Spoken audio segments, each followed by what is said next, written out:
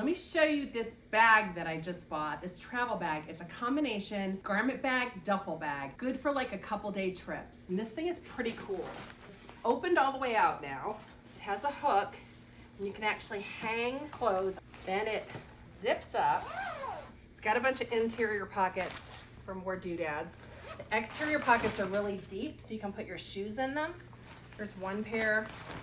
Could easily put a couple pairs of shoes in there. Pocket on this side that isn't quite deep enough for shoes, but it's good for like phone or pens, pencils, whatever.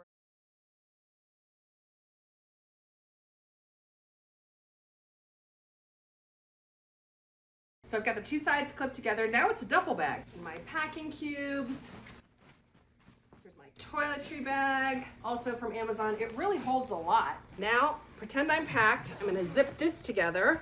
I've still got these two pockets on the outside where I could put stuff, and we're ready to go. You can carry it or you can slide it over a different suitcase. Perfect bag for a couple days. It's real leather too. I'll put a link to it in the caption. Got it on Amazon. Follow GrownupDish for healthy-ish recipes, product reviews, and midlife musings.